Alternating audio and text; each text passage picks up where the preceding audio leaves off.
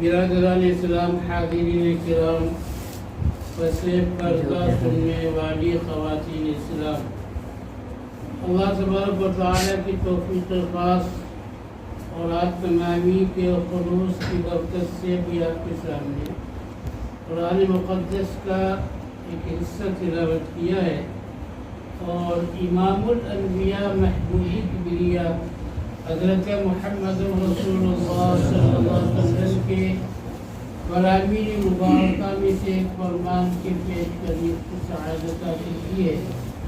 رب کریم انہی کی روشنی میں ہمیں الفاظ کہنے کی، آپ کو سننے سمجھنے کی، ہم سب کو اس پر عمل کرنے کی توفیق عطا فرمائے۔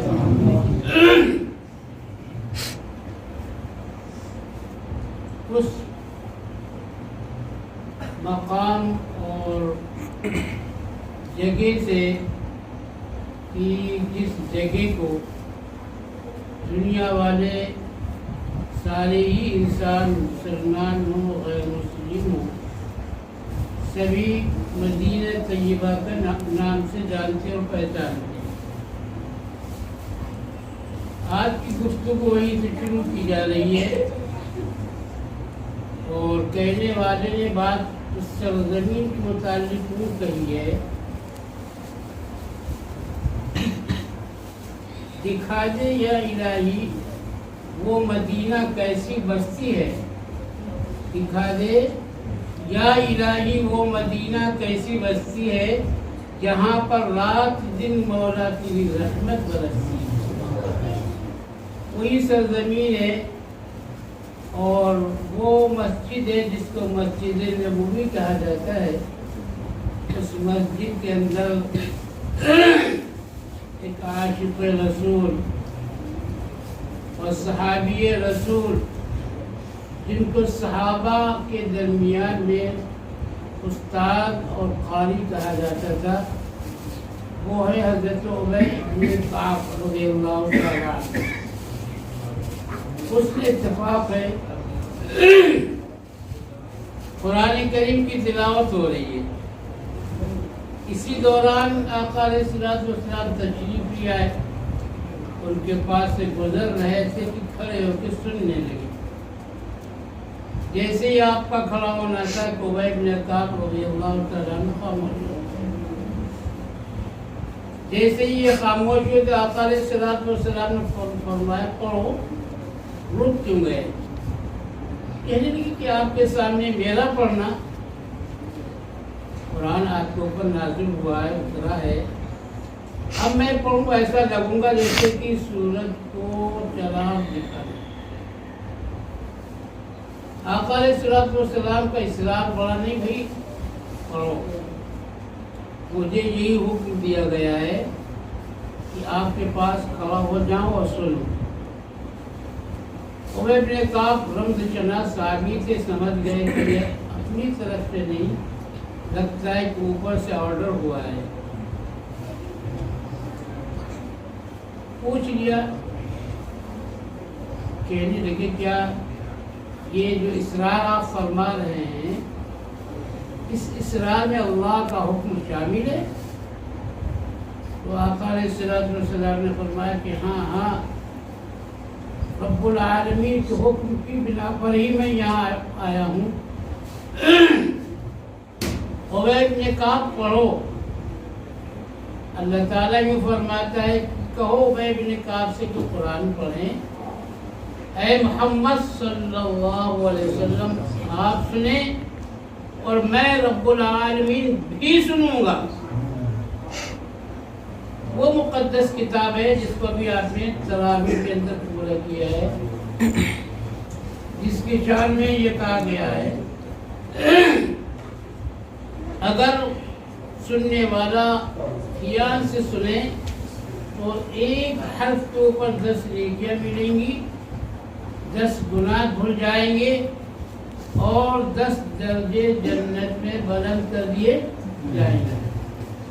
آپ نے ہمت کر کے تراویح کے اندر قرآن کریم کی سننے کی کوشش کی، اللہ تعالیٰ کی طرف سے یہ انعام ہوا کہ تم ایک حرف سنو، ہم اس کے اوپر 3 انعام دیں گے، 10 نیکیوں کو لکھا جانا، 10 برائیوں کا مٹانا اور 10 درجے جنت میں بلند کرنا۔ سوال پیدا ہوتا ہے کہ پورے قرآن کریم میں حروف ہیں تو کتنے ہیں؟ سوال ریسرچ کے بعد، تحقیق کے بعد یہ بات نکل کے سامنے آئی، پورے قرآن کریم میں الحمد سے لے کے والناس تک 3,33,671 حروف، 3,33,671 حروف ہیں۔ فرمایا گا کہ ہر حرف کے اوپر 3 نیکیاں، ابھی آپ نے حدیث کی روشنی میں سنی، 30 نیکیاں مل رہی ہیں۔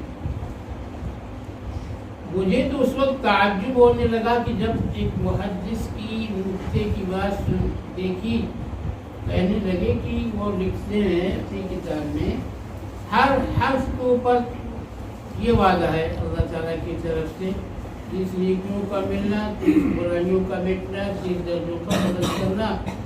اور یہاں پر جو 3,33,671 حروف ہیں،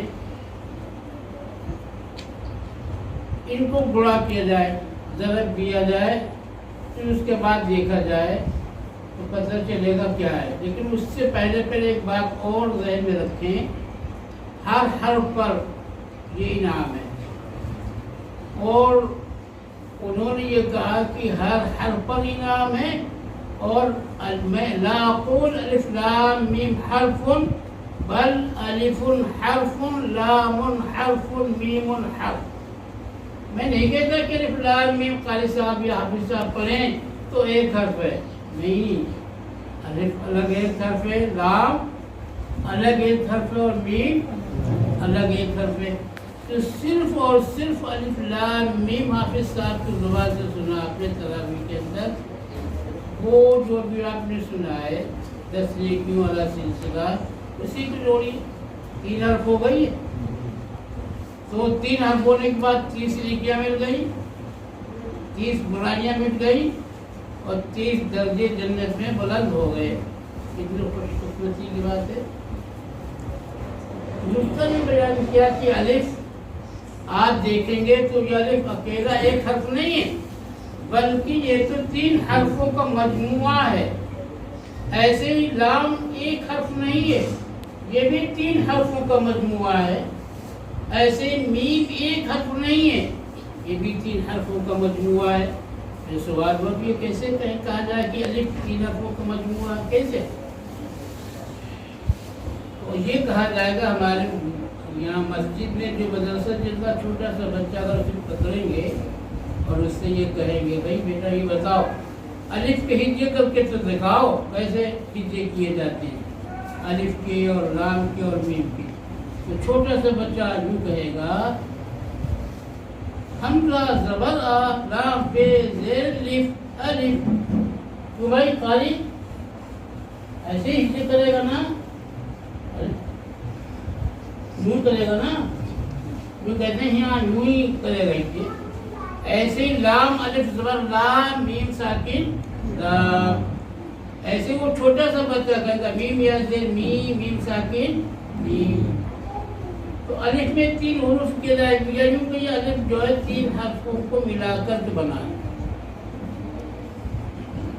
ایسے ہی لام 3 حرفوں کو ملا کر کے لام بنا، ایسے میم 3 حرفوں کو جب ملا دیا گیا تو میم بنا۔ اب دیکھیے کہ الف کے اندر کتنی نیکیاں مل گئی آپ کو، صرف الف 30 ملیں گی نا۔ ایسے ہی لام کے اندر کتنی نیکیاں ملیں گی، ایسے میم کے اندر دیکھیے۔ اب گڑا کیجیے اس کو، 3,33,671 کو گڑا کیجیے، کہاں سے 30 سے، کہاں سے کیجیے، وارث بھائی بیٹھے ہیں کیلکولیٹر آپ کا، دیکھیے گا کروڑوں کی تعداد میں نیکیاں پہنچتی ہیں، 1 کروڑ اور میرے خیال سے 10,120 اتنی نیکیاں مل گئی کس کو، ہمارے ان بھائیوں کو، ان بچوں کو، ان بڑوں کو، ان بوڑھوں کو جنہوں نے ہمت کر کے قرآن کریم تراویح میں سنا۔ اور میں تو یہ کہتا ہوں یہ دولت بھی آج جو آپ کو ملی ہے یہ قرآن کریم کی بدولت ملی ہے، اور قرآن کریم حافظ قرآن کی بدولت آپ جوڑ سے چلے جائیں تو یہ کہیں گے کیا ہے، 10 دن میں یا 15 دن میں یہ جو ہم نے محنت کی ہے ثمرہ کیا نکلا؟ ثمرہ یہ نکلا آج ہماری مجلس میں محفل میں جو تراویح پڑھنے والے تھے کروڑ پتی بیٹھے ہی بیٹھے جو میں نے آپ کے سامنے حساب رکھا ہے قرآن کریم احادیث کی روشنی میں، اس حساب سے آپ کروڑ پتی بنے بیٹھے ہیں یہاں پر، اور اللہ تعالیٰ نے اپنے کرم سے کر دیا ہے۔ اور سچی بات یہ کہ اللہ تعالیٰ آپ کو اپنا بنانا چاہتے تھے، اس لیے کروڑ پتی بنائیے، اپنا قریبی بنانا چاہتے تھے اس لیے اللہ تعالیٰ نے اتنا بے شمار اجر و ثواب دے دیا۔ میرے محترم بزرگوں اور دوستوں، اسی لیے کہا جاتا ہے قرآن کریم کہ سمجھیے اللہ تعالیٰ کی طرف سے ایسا انعام ہے، ایسا انعام ہے جو آپ کو ہم کو حاصل ہے۔ اور اگر آپ دیکھنا چاہیں تو ملائکہ کو بھی یہ دولت حاصل نہیں ہے، ملائکہ کو بھی یہ دولت حاصل، ملائکہ میں صرف ایک فرشتہ ہے جس کو جبریل امین کہا جاتا ہے، وہ تو قرآن پڑھتا ہے، باقی کوئی فرشتہ قرآن پڑھنے پر قادر نہیں ہے۔ جس دولت کو حاصل کرنے کے لیے ملائکہ قادر نہ ہو، وہ دولت اللہ تعالیٰ نے حضرت محمد رسول اللہ صلی اللہ علیہ وسلم میں ہمیں عطا فرما دی، آپ کو عطا فرما دی۔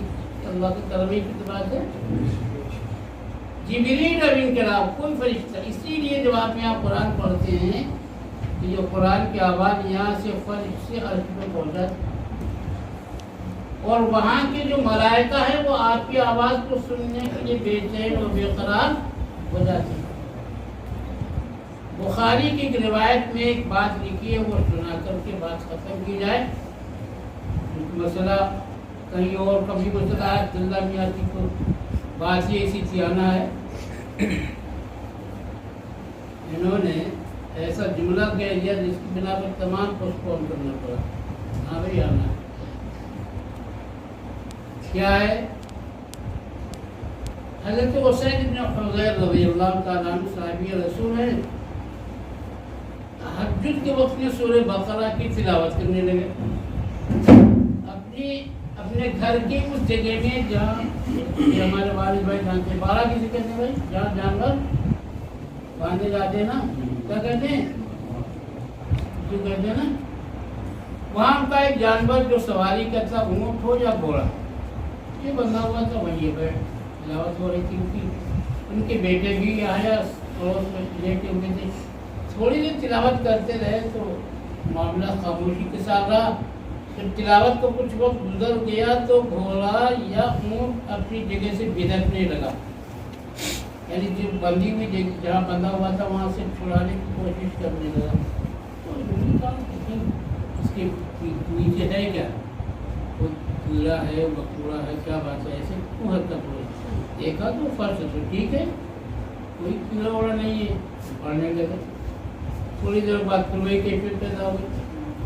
3 مرتبہ صحابی رسول نے یہ عمل کیا، تیسری مرتبہ جب انہیں زیادہ ڈر ہوا کہ ایسا نہ ہو کہ یہ جانور ہمارا سماجدہ اپنی جگہ سے اپنی رسی کو یا زنجیر کو توڑ اٹھا گئے، میرا بیٹا جو یہ یحییٰ ہے اس بالکل وہی سیدھ میں ہے، وہ اس کی زد میں آ جائے گا۔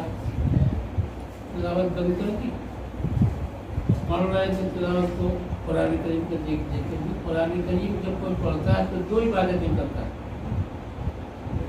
اگر دیکھ دیکھ کے پڑھتا ہے۔ قرآن کریم کا دیکھنا وہ اس کی زیارت کرنا، یہ عبادت الگ۔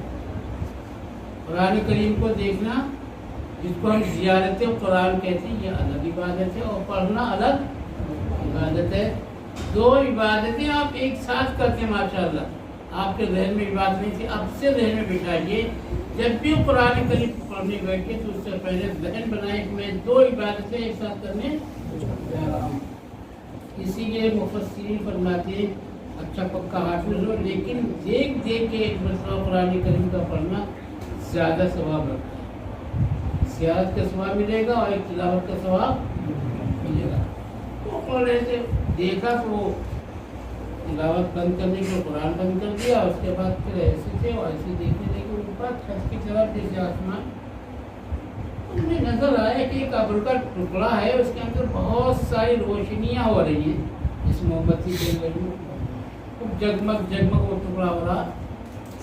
لیکن ابھی ہم تلاوت کر رہے تو ہمارے سر کے اوپر آ چکا تھا. سمجھیے کہ ہم بیٹھے تھے اور جیسے چھت یہ قریب ہے ایسے وہ ابر کا ٹکڑا بھی قریب ہو گیا تھا. تلاوت میں کی تو وہ اوپر اٹھنے لگا، بجائے نیچے آنے کے تو اوپر اٹھنے لگا. اتنا اٹھا کہ ہماری نظروں سے اوجھل ہو گیا، دکھنا بند. یہ بے چین بے قرار پریشان ہو رہی، یہ کیا بات تھی؟ نیچے آ رہا ہے کہ پھر اوپر چلی گئی اور پھر غائب ہو گئی. تو یہ چاہ رہا تھا کہ ہم ابھی آمینہ کے لال کاری کملی والے حضرت محمد رسول اللہ صلی اللہ علیہ وسلم کی خدمت مبارکہ میں حاضری دیں اور اس مسئلے کا حل نکالیں. لیکن چونکہ رات کا وقت تھا، حاضری خلاف ادب تھی، اس وقت یہ ذہن میں آیا کہ ہو سکتا راحت میں ہو، آرام میں ہو، ہم جائیں تو خلل پڑ جائے. پتھر رکھا دیتے صبر کا اور جیسے تیسے کر کے رات کاٹی. جب تہجد کا وقت ہوا فوراً مسجد نبوی میں حاضری دی اور جب آپ سے ملاقات کا شرف حاصل ہوا تو اپنا مدعا رکھا. حضور ایسا تھا اور ایسا ہوا، اس لیے میں اپنی بے چینی کو چین سے بدلنے کے لیے حاضر ہو رہا ہوں. عرض یہ ہے کہ وہ کیا چیز تھی؟ تو آقا علیہ الصلوۃ والسلام مسکراتے ہوئے فرمانے کو سید پڑھتے رہتے رک کیوں گئے؟ بہت پیار سے پڑھتے رہتے رک کیوں گئے؟ انہوں نے اپنا خدشہ ظاہر کیا کہ میں اس لیے رک گیا. پھر آپ نے خود سوال کیا، حسین جانتے ہو تمہارے اوپر کیا تھا؟ اس کو قریب سے دیکھ رہے تھے ابر کے ٹکڑے کی شکل میں. معلوم حضرات صحابہ کا معمول یہ تھا کہ جب کوئی بات معلوم بھی اگر ہوتی تھی تو اپنی زبان سے کہتے رہتے کہ ہاں یہ چیز کی ادب تھا. اس لیے انہوں نے عربی کے اندر کہا اللہ و رسولہ اعلم. اس سلسلے میں جو بھی ہو اس کا رسول اللہ، اس کا رسول ہی بہتر سمجھ سکتا ہے، مجھے پتہ نہیں. اب آپ آقا علیہ الصلوۃ والسلام نے وہ گتھی سلجھا دی. ہم یہاں پڑھتے ہیں ہماری آواز کہاں جاتی ہے؟ عرش پر. ہم پڑھتے ہیں فرش پر، آواز کہاں جاتی ہے؟ یہ گتھی سلجھا رہے آقا علیہ السلام. بھائی جب تم نے تلاوت شروع کی تھی نا، اللہ رب العالمین نے تمہاری تلاوت کی آواز کو فرش سے اٹھا کر عرش پر پہنچا دیا اور ملائکہ نے جب سنا تو وہ بے چین اور بے قرار ہو گئے.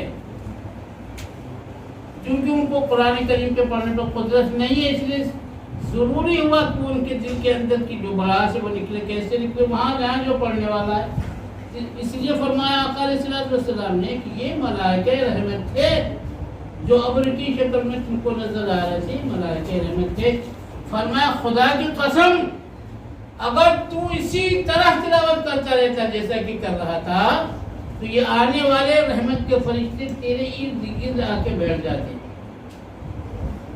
اور گوند دائرہ بنا کے بیٹھ جاتے. ایسے بیٹھتے تم ہی نہیں مدینے کا ہر ایک فرد ان کا نظارہ کر لیتے. اس لیے میرے محترم بزرگوں اور دوستوں، قرآن کریم معمولی مسئلہ نہیں ہے. ہم یہ کہا کرتے ہیں قرآن کریم قدرتی میگنیٹ ہے. کیا ہے؟ رحمتوں کو کھینچ لینے کے لیے اگر کوئی چیز ہے تو وہ کیا ہے؟ قرآن کریم ہے. ہم اگر اپنے گھروں کو رحمتوں سے آباد کرنا چاہتے ہیں تو ہمیں کیا کرنا پڑے گا؟ قرآن کریم کی تلاوت معمول بنانا پڑے گا. تھوڑا ہی سے پڑھیں لیکن پڑھے روز. جب وہاں سے یہاں تک فرشتے آ سکتے ہیں تو فرمایا کہ دوسری حدیث میں فرمایا کہ جس گھر میں تلاوت مستقل ہوتی ہے اس میں اس کی چھت کے اوپر ایک نور کا ستون بن جاتا ہے. چھت پہ دکھائی نہیں دیتا آپ کو؟ نہیں دکھائی دیتا. کیوں؟ نور سے بنتا ہے. بس ایسا سمجھیے جیسے کہ ہوائی اڈے پر دیکھا آپ نے جہاز اوپر رہتا ہے، جب تک بچی جو ہے وہ اس کے اترنے کا الارم نہیں دیتی یا روشنی نہیں سگنل نہیں دیتی تب تک وہ وہیں گھومتا رہتا ہے. جب سگنل ملتا ہے تو جیسے وہ سگنل ہوتا ہے جہاز کے لیے، ایسے ہی آپ کے گھر کے اوپر جو چھت کے اوپر ایک نور کا بنتا ہے ستون، وہ سگنل ہوتا ہے. جیسے آپ کی تلاوت میں وہی سگنل رحمت کے فرشتوں کو اپنی طرف، ہاں بس یہ سمجھیے. اسی لیے میری خواہش یہ، شاید آپ میری خواہش کا اہتمام بھی کریں اور ساتھ بھی دیں، تھوڑا تلاوت کا مسئلہ ضرور بنائیں. باؤ پارا پڑھنے، آدھا پارا پڑھنے. اور شیخ زکریا رحمۃ اللہ علیہ کے یہاں خاندان کی جو خواتین گزری ہیں ان کے بارے میں، رمضان کے بارے میں آتا ہے، انہوں نے خود لکھا کہ ہم اپنی عبادت میں کچھ نیاز تو نہیں کر سکتے، لیکن ہاں ہمارے یہاں کی مائیں اور بہنیں جو ہیں گھر کا کام کاج کرنے کے باوجود 10-15 پارے روزانہ تلاوت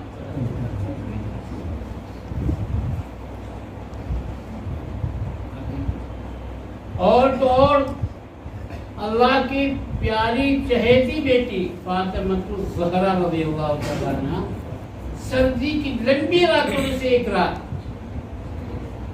عشاء کے بعد مصلی بچھایا، 2 رکعت کی نیت کی، قرآن کریم حافظہ تھی، وہ زبان قرآن یاد تھا، ان کو پڑھنا شروع کیا.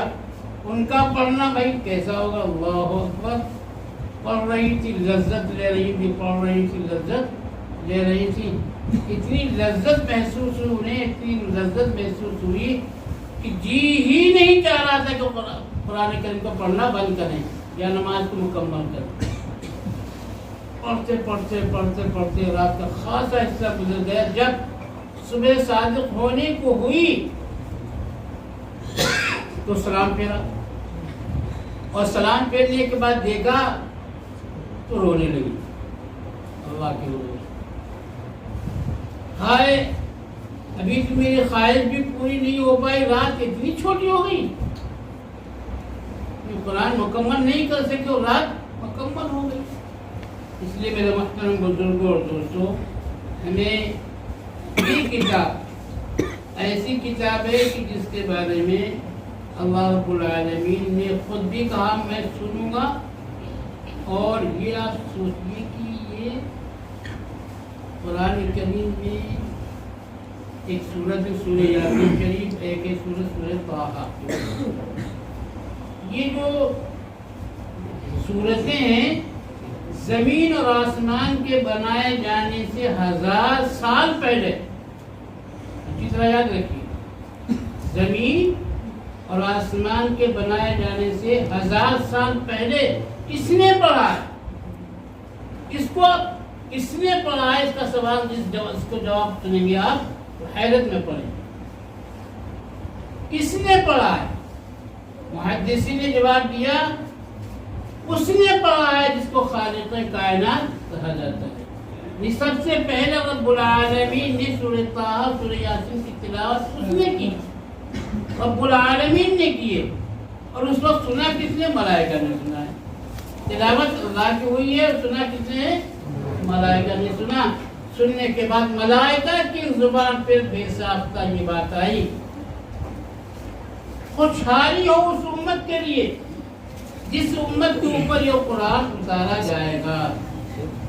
خوشحالی ہو اس امت کے لیے جس کے اوپر یہ قرآن کریم اتارا جائے گا.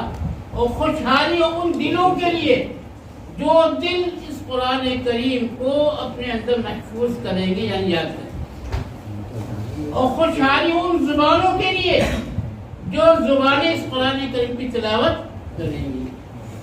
اللہ نے پڑھا ہے اور 3 دعائیں ملائکہ نے دی اس طرح کی، خوشحالی اس امت کے لیے، خوشحالی ان دلوں کے لیے، خوشحالی ان زبانوں کے لیے جو اس سے اپنے زبان کو اس کا استعمال کریں گے، دلوں میں حفظ کر محفوظ رکھیں گے۔ یہ محترم بزرگ اور دوستوں، ملائکہ نے یہ دعائیں دی کیوں؟ پتہ چلا کہ قرآن کریم ہے یہ ایسی مبارک کتاب جس کی بنا پر ان کو مجبور دعا دینا پڑی ہے۔ جس کے لیے ملائکہ نے دعا دی ہو، اس کتاب کے پڑھنے میں اگر ہم پیچھے رہ جائیں تو یہ ہماری بدقسمتی ہے۔ اس لیے میں اگر شکوہ آپ سے کہوں اور کروں تو یہ کہوں گا، دل میں ایمان رہے، ہاتھ میں قرآن رہے۔ دل میں ایمان رہے، ہاتھ میں قرآن رہے، ہم مسلمان ہیں، اسلام کی پہچان رہے، کچھ رہے یا نہ رہے، پر یہ تمنا فرید نزاع کے وقت سلامت ہم سب کا ایمان رہے۔ اس لیے میرے محترم بزرگوں اور دوستوں، قرآن سے تعلق پیدا کرنا ہے، مائیں ہوں، بیٹے ہوں، بیٹیاں ہوں، جوان ہوں، نوجوان، میں تو یہ کہتا ہوں جن کو پڑھنا نہیں آتا تو کم از کم وہ ایک تھوڑے سے وقت کو نکالیں اور باوضو بیٹھ کر یہ کہیے، سطر پہ انگلی رکھی کرنے والی، جسے سورہ فاتحہ الحمدللہ رب العالمین ایک سطر ہے، اس پہ یہ رکھی انگلی کرنے والی اور یہ کہا، اے اللہ ہم پڑھے لکھے نہیں ہیں پر اتنا یقین اور عقیدہ رکھتے ہیں، اس سطر میں آپ نے جو کچھ فرمایا وہ بھی حق ہے اور سچ ہے، نیچے جو فرمایا وہ بھی حق ہے اور سچ ہے، حق ہے اور سچ ہے، کرتے رہے، 5 منٹ وقت لگے گا تھوڑا سا یہ عمل کرنے، اتنا بڑا اعزاز ملے گا آپ کو۔ اس اعزاز کو سنیے، دعا کی اعزاز یہ ہے، یہ پڑھے لکھے بڑے میاں تھے، نمازی سچے پکے تھے، ان کا جب انتقال ہوا تو اس انتقال کے وقت میں جو واقعہ پیش ہے وہ پیش کر،